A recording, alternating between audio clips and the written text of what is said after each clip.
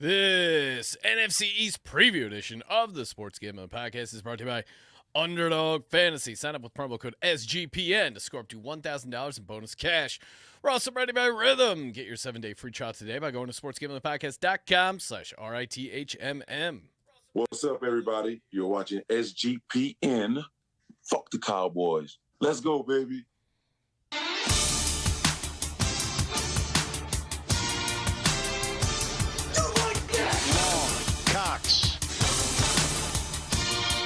He's one of those guys who will get penetration.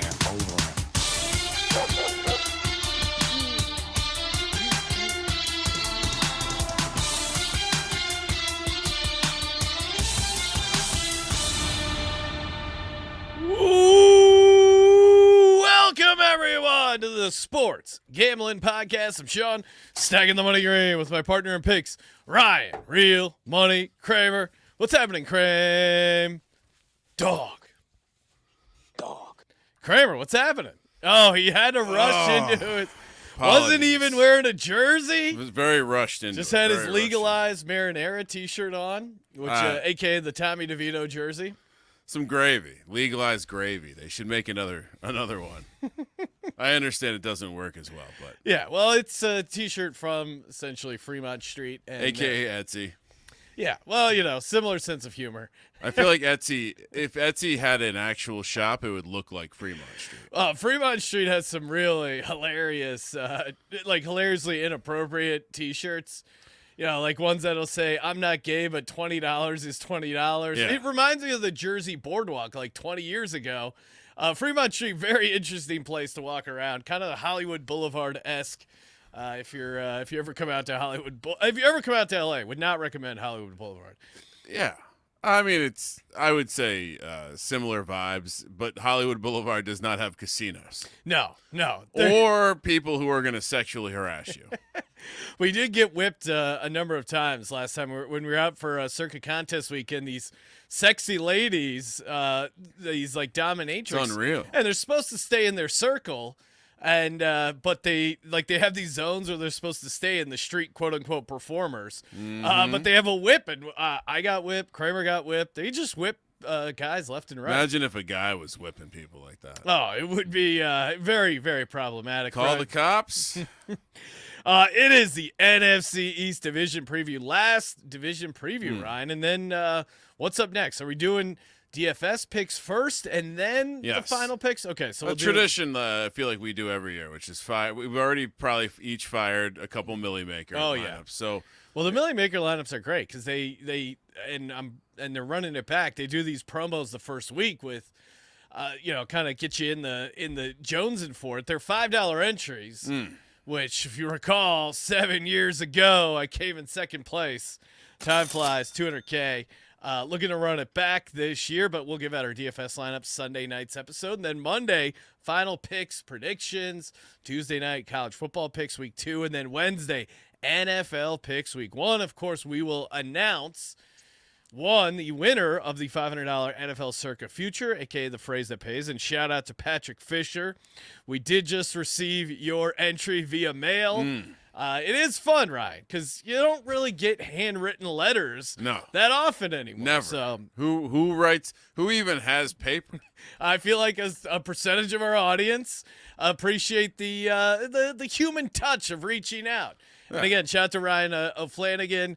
Sent in the Polaroid selfie with the baby fucking whale t-shirt. Love that. If you want to get yourself baby whale t-shirt or any of the merch, 10% off everything between now and when the NFL season kicks off. Use the promo code football and free roll football contest, a.k.a. the greatest pick'em contest in the world. It is once again free. We will be giving out some thousands of dollars yet to be determined. It will be very easy to sign up and enter, so we will be announcing that next week as we officially break in the National Football League. Let's go, Ryan. Oh, and Patrick Fisher did he did print out a Dak. It was on a Dak watermark. Which is very fitting, opening it up right in time for the NFC East Division preview. I have one win I can reduce, Ryan, and I think I'm going to start here with the Washington Commanders Redskins football team. I had them 7-10. Yeah, get them under. What were you doing? I'm gonna knock them down to 6-11 after further Yeah, consideration. what were you thinking being so high on them? Jaden Well, Daniels, you got excited? Yeah, I mean, Jaden Daniels, I think he's going to win a couple, a scrambling quarterback like Jaden Daniels, who I do think is athletic, had some moments where he shined in the preseason. I think can probably win some games that they shouldn't, but I Will don't know. he stay healthy? That's a big concern. And then they get rid of Jahan Dotson, who not an amazing receiver by any means, but I don't know why you're getting rid of a guy like that in division. He's at least a productive receiver. I was surprised they did that. I'm kind of concerned about their, their team as a whole. And then seeing Montez Sweat doing a press conference talking about how toxic the culture was in Washington, and he was there last year. Yeah, I know what ownership. everyone wants to say it was the owner. Oh, it was just him. The new ownership. It's all under the bridge. Certainly they do have a new coach, but is he a new coach? Not really new, if you ask me. I mean, I just watching those preseason games with Dan Quinn and his backwards hat on the sideline. He's so cool. It reminded me I should not be in any way, shape, or form in on this Commanders team. So knocking them down to 6-11 officially from my previous 7-10. Not a drastic shift by any means, but yeah, it feels about right. Well, yeah, I mean, coach, questions about the coach. Certainly you could make the argument maybe Kingsbury better offensive coordinator, but I mean, let's not remember this guy's last couple of years. He bad coach in Arizona. Yep. He then some have said he actually enabled the Kyler Call of Duty addiction. Then he gets fired. He just goes to Thailand. No one asks any questions. Why are you going to Thailand?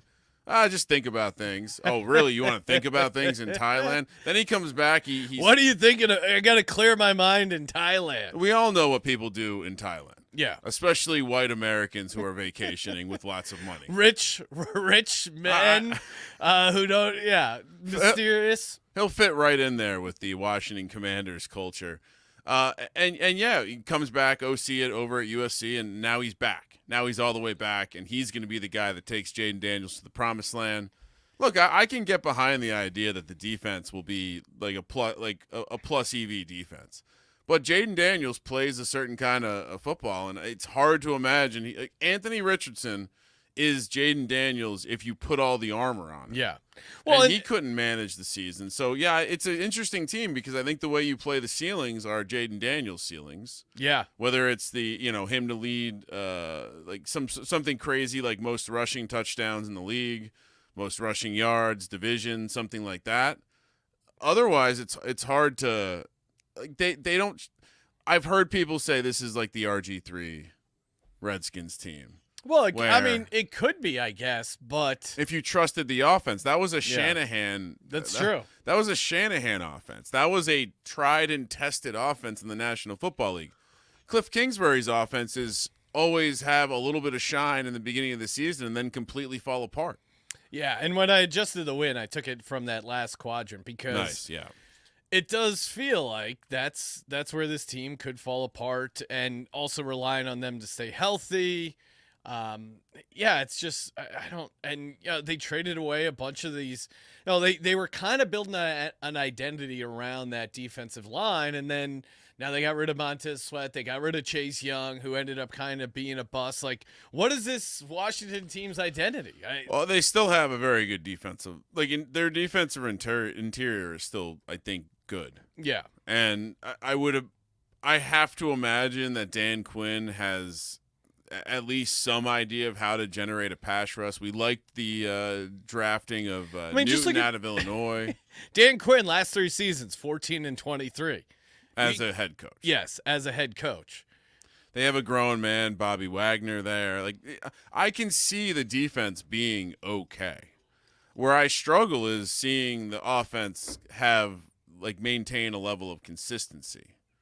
And, then you turn around. I guess, again, if you're making a case positive for the Commanders, the -12 turnover differential last year, maybe that bounces back, but you're starting a rookie quarterback. So even if Jaden Daniel has some big explosive plays, is it crazy to think Might have a couple fumbles, some interceptions. He's a rookie. Like He is old.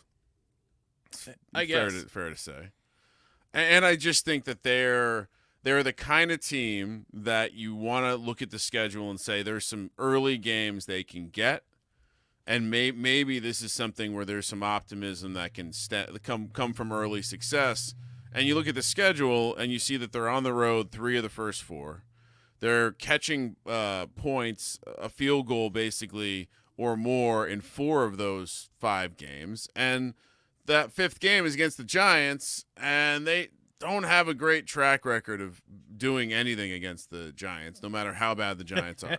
It is great that the Giants always take care of them. So if this team starts 0-6, what are the vibes in the locker room? How is the adversity being handled? It just strikes me as a team that has a bit of, again, we've attacked some of these coaching staffs, calling them fragile. Feels like one of them.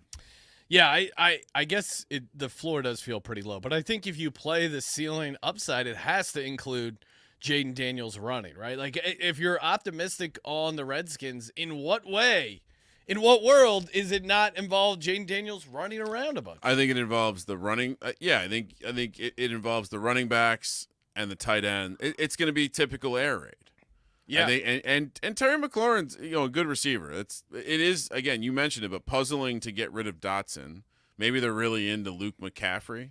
They were stoked to see what De'Ami Brown did in the preseason. I'm not going to pretend like Jahan Dotson is a game changer, but first round pick.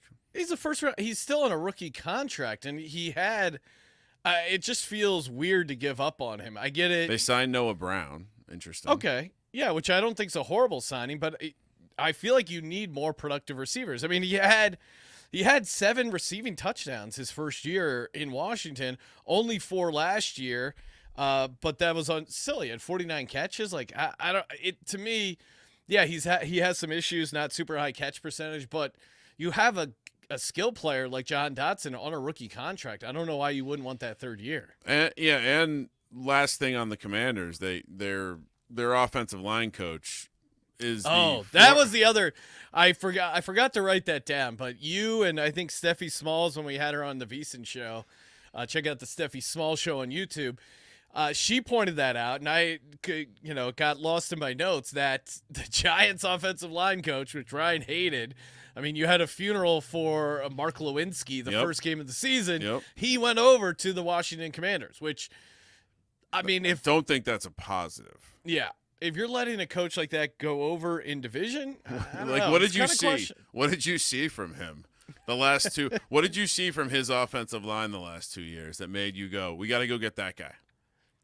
Oh, it just seems like a tough one. It's a typical Dan Quinn football guy hire. I just think there's a lot of guys who are going to not know how to keep grips of the wheel when things get out of control. I mean, 28-3. Like, how do you get over that? Yeah, that's unrelated. Yeah, that's another thing that has he been asked that yet? Oh yeah. Well, they brought it up. I think it was like Tarico and Collinsworth bringing it up, man. And they were like, yeah, he's on a different pad now. Everyone remembers 28-3, and he's using it as a learning opportunity. Yeah, learn how to fuck up the best opportunity you ever had. Just crushing them. What's your best? Well, and he started out so hot too. It was 8-8 his first year, and then got to the Super Bowl, 28-3, and then hasn't won a playoff game since. And he learned from his mistake. He's like, you know what? I'm never gonna have a little weasel offensive coordinator again. So he swaps out Shanahan for Kingsbury. I'm never gonna lose a Super Bowl again. My strategy is by never getting to a Super Bowl again. Simple solution. Why did they not fire their head coach last year? That was the craziest to me. I never understood it.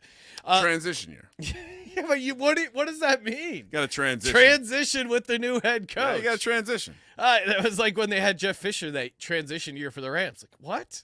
No. Yeah. And you want to get a leader, help him move cities before you can him. And also, it's very funny just looking back because Washington has had no luck with head coaches. at least head coaches, right? And meanwhile, their assistant tree is like one of the most heralded assistant trees of all time. Well, yeah, It's pretty specifically funny. that Gruden team. Yeah. Back when Gruden was having fun at the bars in Georgetown. All right, so for me, I'm going to go long shot. Jaden Daniels' most rushing touchdown, 65-1. Oh, wow. Just kind of a little run it back. I'm just going to stay plus EV. Okay. Eckler over receiving yards. And what's his Let me make sure this is assuming it hasn't changed from when we had our conversation about this team. It was 399.5. Yeah, I like that. And you know what? The more he's gotten over that number every year of his career sans one. So his rookie year. Yeah, and I do think he's going to be involved in the receiving game. And yeah, I mean, he was pretty banged up last year. Yeah. I think there's a world where people just assumed he's cooked. I don't, especially in full point PPR. There's probably a little bit of value left on the old Austin Eckler. But you know where you can find some great value? Underdog Fantasy, using the promo code SGPN. Get you a 100% deposit match up to $1,000. Oh my God! Kramer and I are going to be giving out our NFC East Underdog Fantasy Pick'em to close out the show. But the Washington Commanders, they square off against Baker Mayfield Week 1. Already leaning towards Mayfield and the Bucks. And we got a special bonus here in my lobby, Ryan. Baker Mayfield, 209.5 passing yards. Higher for me. All over that one. Lock it up. Baker Mayfield higher, 209.5 passing yards Week 1. Get that over on UnderdogFantasy.com. Use the promo code SGPN. Get a deposit match up to $1,000, available in a bunch of states and Canada. Oh, Canada, we love our beaver.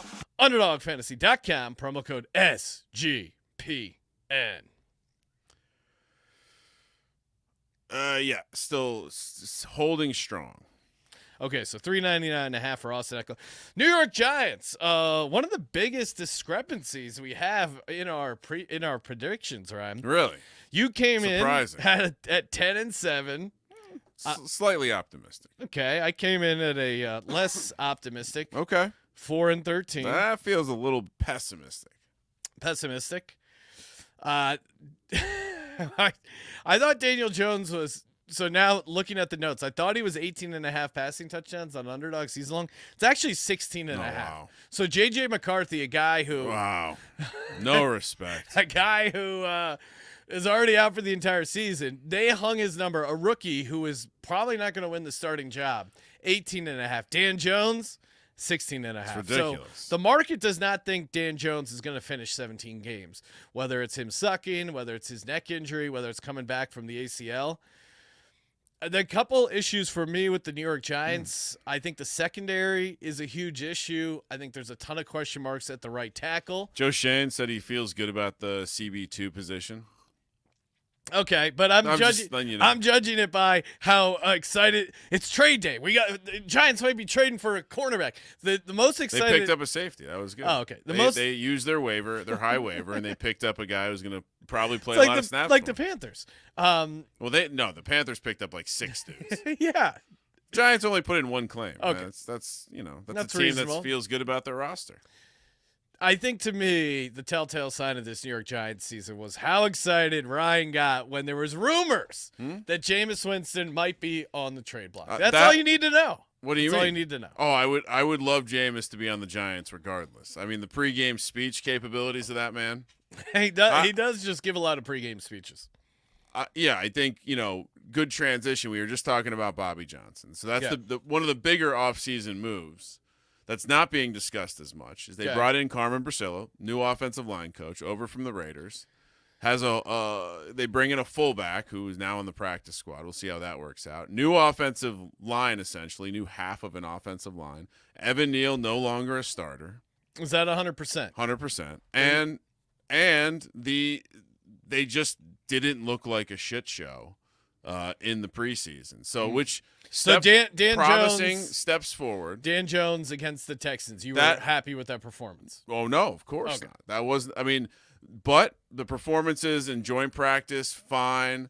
So yeah, we'll have to see it when the games actually matter. But the offensive line being improved is going to help. Also, the receiving core being improved by bringing in generational talent and wearing number 1. They unretired the number 1 so Malik Neighbors I could mean, wear that it. is, does he have no respect? What do you mean? He got permission from the family. So didn't click Yeah, on the what are they gonna say? I did.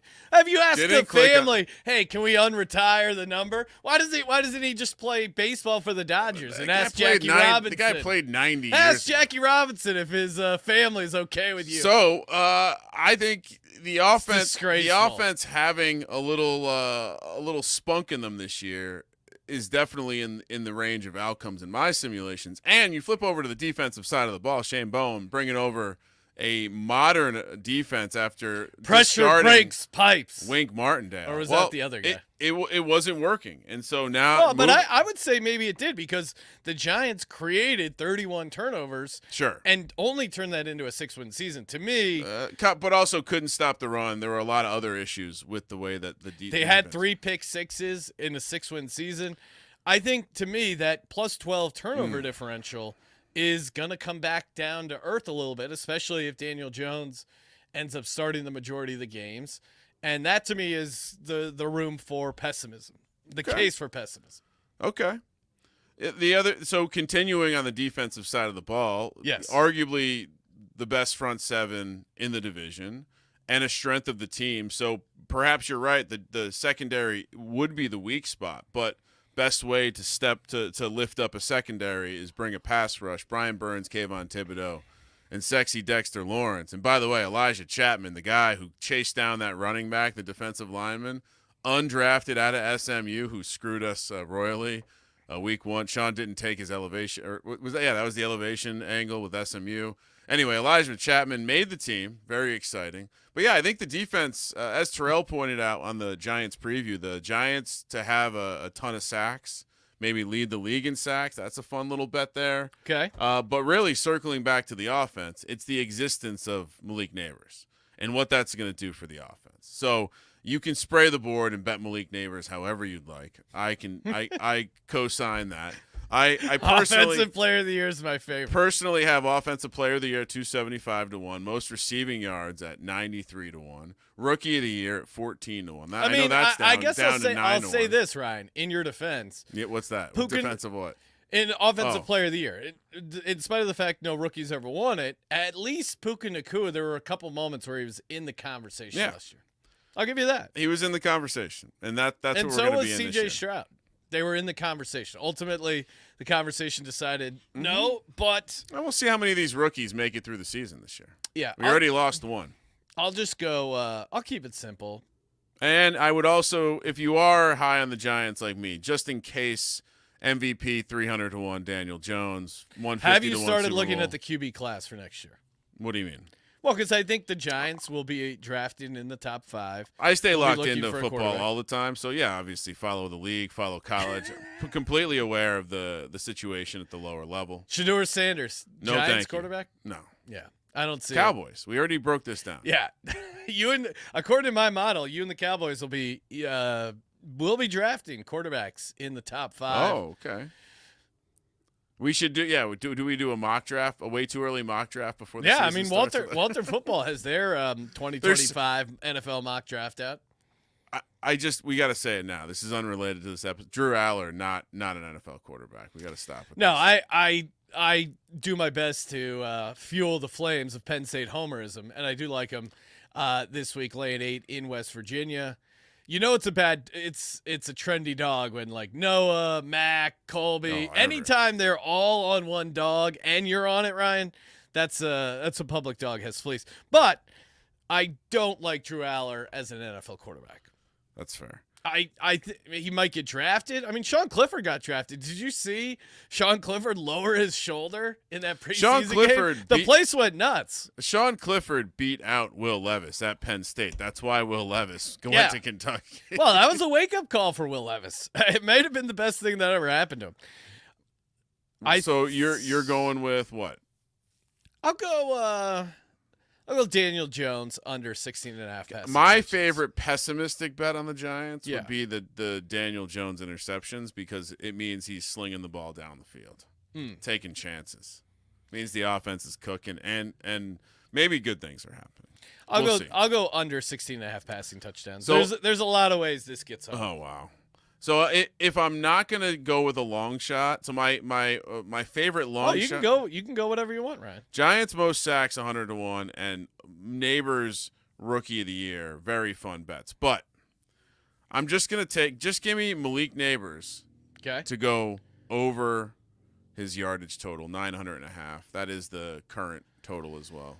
Malik Neighbors over 900.5 receiving yards. He's gonna get 1 million targets. He's gonna get 1 million targets. He's gonna make amazing plays. We haven't even seen what he can do after the catch, breaking tackles. The throws don't even have to be hard. Just get the ball in that man's hand. It's like Odell and Saquon combined. If they had a baby, it's Malik Neighbors. Dallas Cowboys win total is 10.5. I got them 3-14. You got them 3-14. So a bit off market here, Ryan. Do we want to take any wins away from them? I'm actually. I think I'm totally balanced now. Okay. Should be right at 272. Well, if we were going to unbalance, we'd just take them away from the Cowboys. Yeah.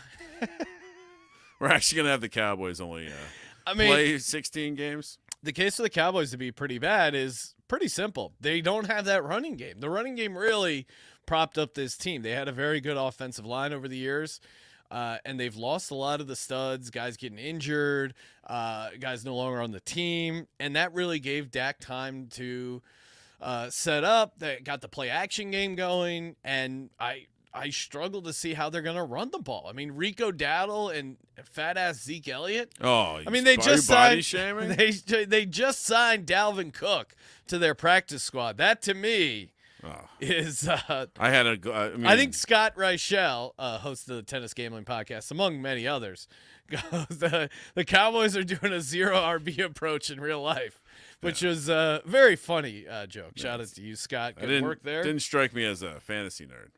No, but he knows. He knows. I mean, under knows 10.5 wins to me is a lock of all locks. I'll up it a little bit and go miss playoffs at plus 165. But Ryan, if people just think we're haters, I think there's a bunch of good reasons not to be in on this Dallas Cowboys team. The schedule is not easy. No. The schedule is not easy. Tough opener at Cleveland. Yeah. Hopefully Jameis is starting. Well, and hopefully some of their tackles are okay. They kept 4 quarterbacks on the roster. I don't think that's a good sign for That's Deshaun very Watson. minus EV. Of course, it will be 10,606 days on the nose from the last conference championship appearance to the NFL's scheduled conference championship round at the end of the 2024 season. So even if they get to it, it would still be a 10,606 layoff. They just didn't do anything in free agency. And what do you think of their? They brought in draft Zeke. class? I mean, come on. Cowboys were not good against playoff teams, 3-5.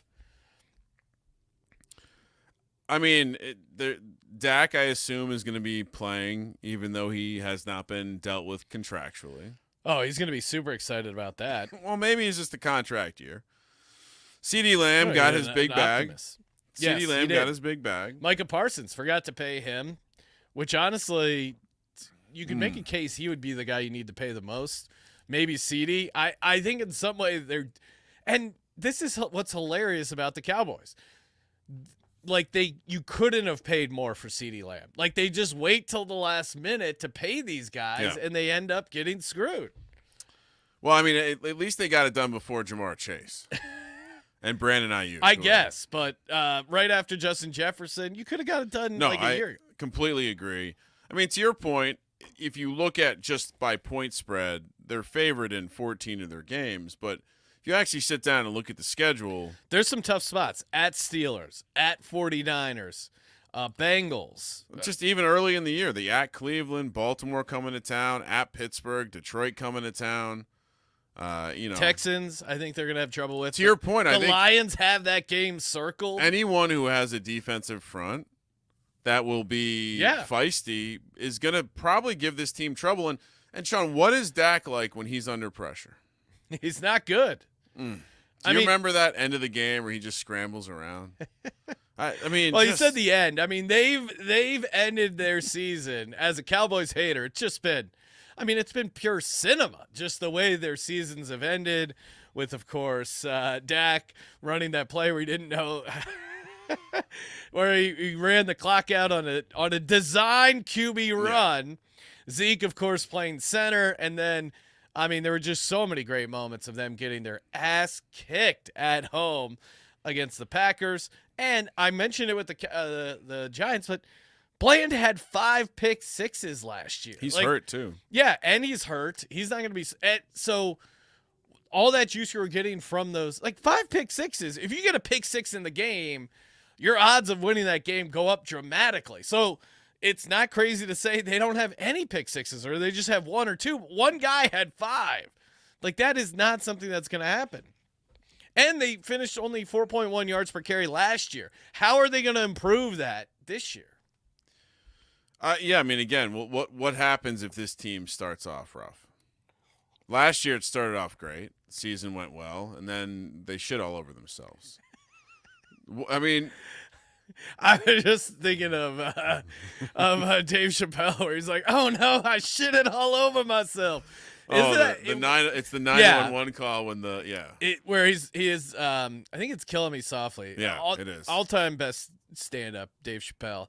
But if you've never seen Killing Me Softly, all-time great special, where he was just talking about how he goes, it's really fucked up that they release these 911 calls. He's like, this is me at my lowest moment. And could you imagine your buddies like, oh, did you hear Dave? He went out crying like a little bitch. Oh no, they're coming to get me. Oh, I shit myself. But they really did, Ryan. The narration of him shitting. Oh, it's so great. Yeah. But the Cowboys, they're bad. Hater aside, Ryan, the offensive line, the inability to run the ball, and the lack of dynamic playmakers on the defensive secondary. Like, what are they going to do? Yeah, division got better. Every team in the division got better. I do worry, though, week 1. What do you mean? I'm slightly concerned if the Browns, their tackles being banged up. I'm slightly concerned. And they're probably going to start Deshaun Watson, even though he's dealing with arm soreness. So You think he's always I'm sore? sure I'll be picking the Browns. But He's always sore. It's like the guy who got in the car accident and wears the neck brace. If he's sore, he knows he can get a massage. Oh, yeah. Yeah. Team approved masseuses only. Only if you're sore, Deshaun. Oh, I'm sore again. Guys, I'm the season's getting close. I'm really sore. I think we could have that. Can you just write me a couple prescriptions for massages? And we actually really sore. we were able to interview the Browns team trainer. I'm not touching Deshaun Watson. But he's really sore. Are you sure you can't? I mean, it's just medicinal. I'm not touching Deshaun Watson. All right. Well, I mean, come on. We got to get him ready for the game. This is sports therapy. I'm not touching Deshaun Watson. I thought you were gonna go with the Shakira at the end. Oh, Just okay. as a little, a little side. That's the sound of soreness in Deshaun Watson's home. Kramer. Yes. Before we talk about the Eagles, maybe time to hop in the lab, aka the Rhythm Lab. SportsGamblingPodcast.com/rhythm. Hop in the lab with us. Build your own models. It's really easy, really fun. Great tool to put in your handicap and tool belt there. I mean, I'm a guy, I watch all the games, and I do like to have some numbers, and it's great when the numbers match up what I'm seeing on the field, and it's good to have a tool like Rhythm to get you set up, get you looking in the right direction, get you crunching some numbers. Ryan, what are your models telling you for NFL Week 1? Well, I was going to say, it's good to have a model with a huge tool like Bubba does over here. Bubba, Stacy, Pick Dundee. We'll see how long the Pick Dundee model lasts. I don't like saying the name. So, again, we one of the tips for using Rhythm is seeing when your models agree. Yeah, and I prefer the Rhythm method overall. And, again, something I think enjoy, perhaps the models are both dialed into the Arthur Smith revenge spot here. But my model has that as well. Steelers +3. I like it. Rhythm likes it. And my model over on Rhythm likes it. Pick Dundee, the model does not like it. Oh, really? Stacy and Bubba like it, though. Okay. Well, we'll overrule Pick Dundee. Oh, well, we don't. I told you I was going to throw that one out anyway. Go to sportsgamblingpodcast.com/rhythm. Start building your own models for college football, NFL. Get the free 7-day trial and use our link so they know we sent you. sportsgamblingpodcast.com/RITHMM. All right, Sean. It just dawned on me. Are we wearing these because we're worried we might get some model in our eye? Hopefully not. I guess it's never to be too safe, I guess. On the catwalk, anything can happen. My Philadelphia Eagles, Ryan, flying under the radar. No one sees it coming. Eagles win totals 10.5. I got them going over at 14-3. Ryan, you have them going under at 10-7. You have the floor. Why only 10-7, Ryan? Yeah, I think so. A lot has been made about maybe this being Sirianni's last hurrah. They flushed out the coordinators, brought in new coordinators, and I could understand why you can draw a conclusion of optimism around the offense. I certainly like the acquisition of Jahan Dotson. I think for everything that has been said about Jalen Hurts, he certainly has performed in the past, and the talent around him is undeniable. That being said, on the defensive side of the ball, I won't bring up that Kelsey's gone, and I'm sure that they'll find a way to replace his leadership, although it doesn't seem like it will come through Jalen Hurts based on what I've read. On the defensive side of the ball, they went from a Fangio system, an archaic system that is kind of being retired from the NFL, and they said that didn't work, but it was because of the person running it. We need to go get Vic Fangio himself. Is he available? Oh yeah, because Miami didn't want him anymore. Didn't seem like that ended well. Another old football coach ruffling feathers with players and running a system that just wasn't working anymore. So now he comes into Philly, and he's making the vets play. He's doing football guy stuff. Yep. And maybe it's working right now. It is. But until I see this scheme work in the NFL in 2024, I'm going to think it was a horrible hire. I don't think it's going to solve for I don't think they're going to be able to replace Hassan Reddick. I don't think that kind of production. And I wonder what this defensive line is going to look like without Fletcher Cox. I know there's a couple young dogs out there who are pretty effective. Talking about Jalen Carter. Pretty effective Jordan at playing half the time. We'll see if they can play all the time and finish a season. And so, yeah, I think there's a lot more questions about the defense than are being surfaced. And, again, on the offensive side, I'm not suggesting that Jalen Hurts might have leadership issues, but there was a lot reported about how when things started going bad, it got a little bit out of control. And generally, that's the hardest time to be a leader, when things are going bad. So I would say that they have a decent ceiling. Their ceiling is winning the Super Bowl, baby. But I also think they have a less steady floor than most. It's a beautiful house, and the deck looks nice, but it's like built over a rotten deck, and it has some really sketchy areas that could collapse really quickly. Because I went through this entire team preview series questioning teams with shaky coaching situations, and it's undeniable that Nick Sirianni is on some sort of shaky ground. And if the new coordinators are the same as the coordinators last year, then what's the story this year? Well, no, I think that's where I think you walked right into the point of optimism, Ryan. These new coordinators are completely different from the coordinators last year because they actually have experience at the professional level. Ben Johnson was clearly in over his head. Really struggled with the offense in general, and you saw that out on the field. The play calling was horrific. They used no pre-snap motion. Kellen Moore is bringing that in. Kellen Moore is a competent offensive coordinator. Sean Desai had – it was clear, like, when they randomly hired Matt Patricia as, like, an assistant – like, looking back in hindsight, that was a red flag because early on there was already grumblings that Sean Desai didn't know what he was doing. He was in over his head. He had the guys like doing their own scouting. He didn't know what he was doing to be a defensive coordinator. They wanted to hire Vic Fangio originally. It was a weird thing with Jonathan Gannon. Jonathan Gannon told them he was going to be back. Then at the last second, he took the Cardinals job. In that window, they weren't able to bring in Vic Fangio. I think Vic Fangio probably had one foot out the door in Miami. Honestly, to me, as a guy who watched a ton of the Eagles stuff, it was, yeah, like some of it was scheme, but also some of it was just undisciplined coaching by the defense, by the coordinators.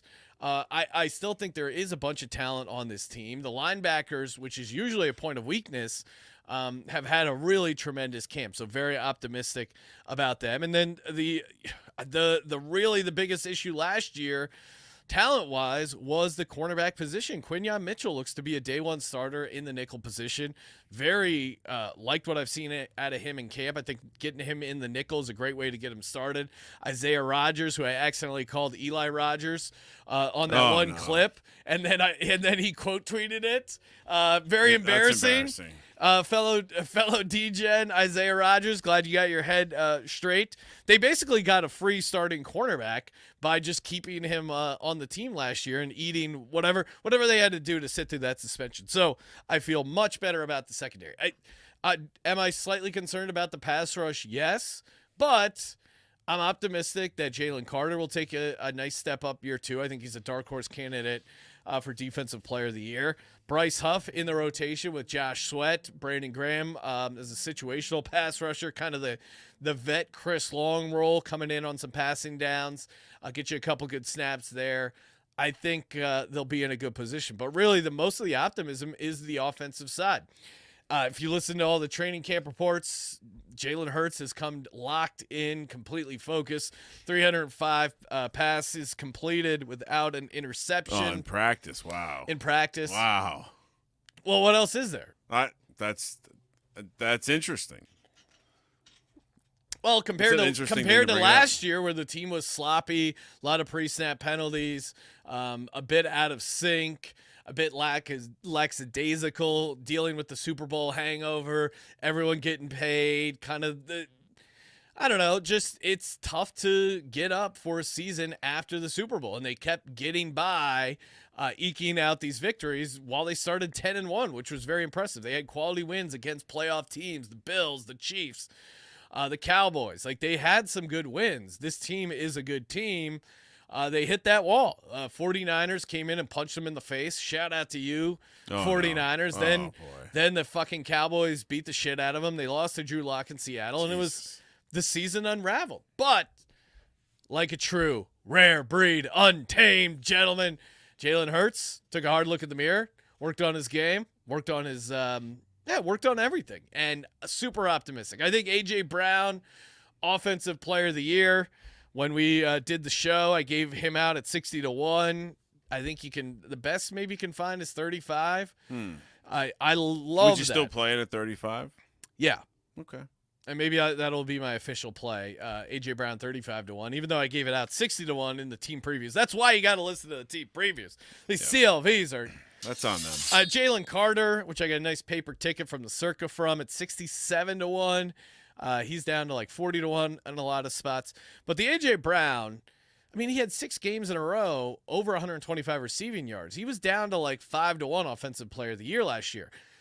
And yeah, I think Saquon Barkley is a slight step up from DeAndre Swift. I'm not relying on Saquon Barkley to change this offense. They're going to continue to be a pass-first offense. And, knock on wood, Dallas Goedert should be healthy. The offensive line should still be good. They will, they will miss Jason Kelsey. But, hey, they groomed Cam Jurgens for this position. Jason Kelsey was part of the process in selecting Cam Jurgens.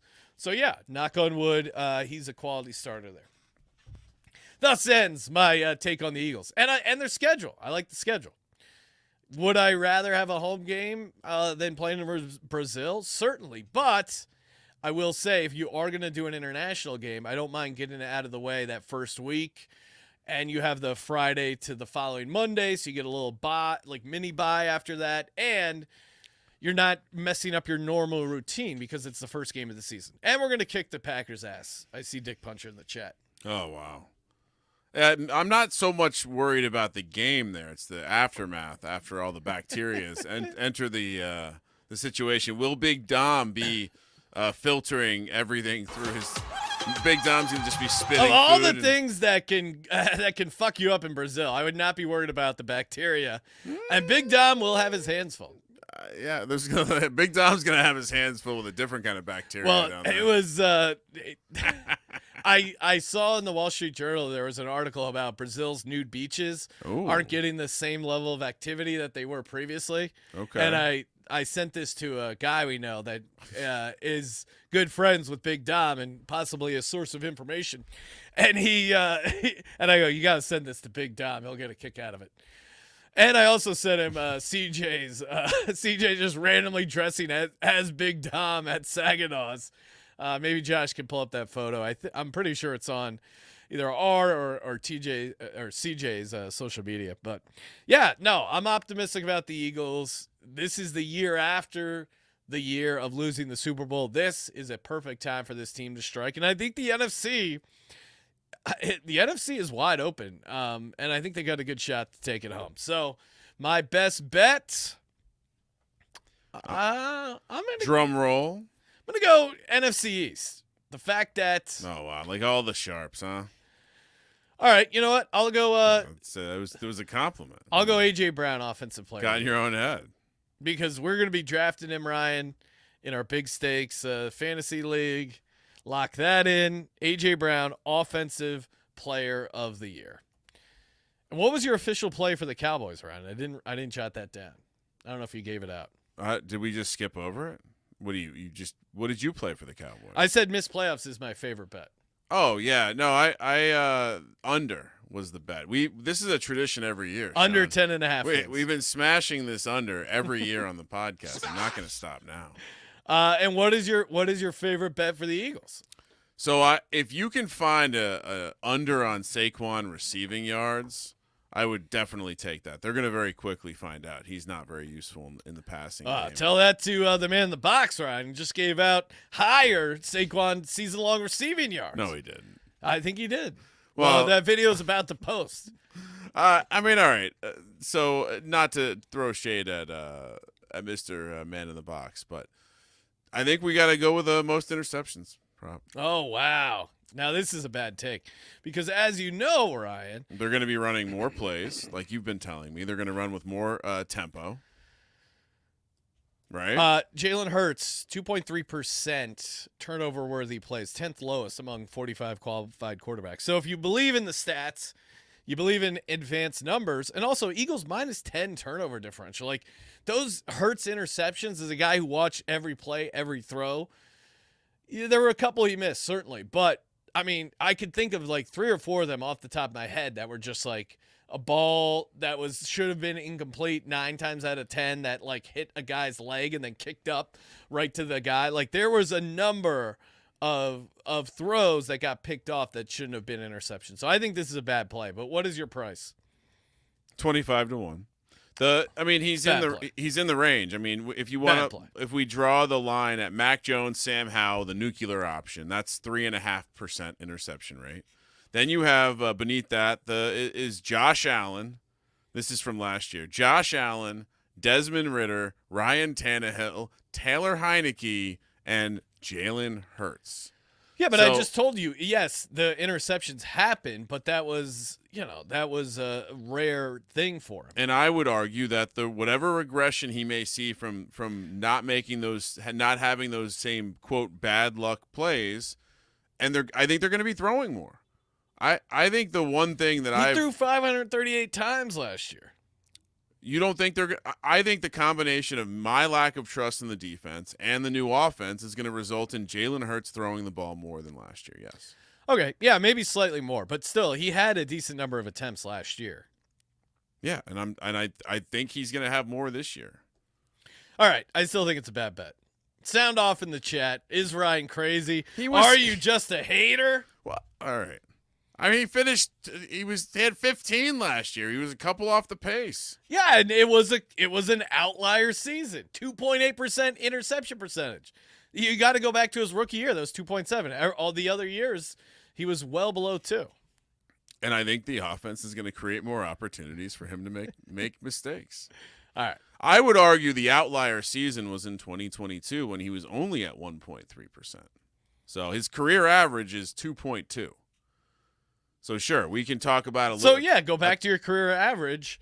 That's going to be way less interceptions with more attempts. He's gonna.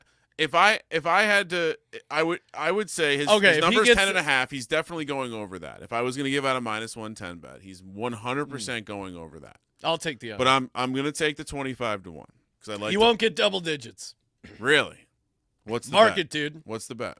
I don't know. Whatever you want. All right. I mean, we can't do a mustache bet anymore. Yeah, because you like the mustache I enjoyed it so too much. I would be happy to lose another mustache bet. All right, let's give out our underdog fantasy division play here, Kramer. We might have to give out different ones. We'll start with the Commanders. I think we just go. I'm looking at the Commanders. This season is long. pretty straightforward, right? I mean, yeah. Do we just take the Jaden Daniels higher rushing yards? I think we go Eckler receiving yards. Really? Oh yeah. I like that. He's crushed this number every year since his rookie year, and even if you like Brian Robinson, I think this team could be in some games where they have to dink and dunk a little bit. Yeah. I do think he, especially in full point now. Underdog is half point if you're playing Best Ball Mania, but I still think he's so late. He's kind of interesting.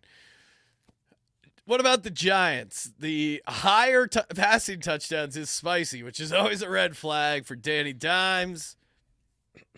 I assume you're on the under for or lower for Malik Neighbors. The only thing to play here is Malik Neighbors. Oh, okay, I was going to say lower Devin Singletary. The only thing to play here is Malik Neighbors. You're telling me he's not? I mean, this is crazy. We're at 900 in most places. Underdog getting so much juice, they moved it up to 940.5. Why don't we take the receptions? I think that's done. All right. I'll give you the higher there. How does he not get? I don't want to talk. I would go yards, but I'll happily take receptions. What do we do for the Cowboys, Ryan? What do you mean? What can lower do we like? All of them. What's your favorite one? I kind of like just Dak lower passing touchdowns. 32.5 is incredibly high. I kind of like. I mean, why don't we just take the Dak interceptions? Okay. Well, I mean, yeah. What am I missing? Dak higher 10 interceptions. That's fun. I mean, he's always in the mix, right? He is. What about the Philadelphia? He had 9 last year. The year before that, he had 15, then 10, then 4, then 11. He's usually good with double digits. They have no running game this year, Sean. No, I know. That's why I wanted to fade Zeke, but his number is pretty low. 550.5. Well, can he make it through the season? No, that's why I like his lower. All right. So Dak higher, 10 interceptions. All right. And, what do we like for the Eagles, Ryan?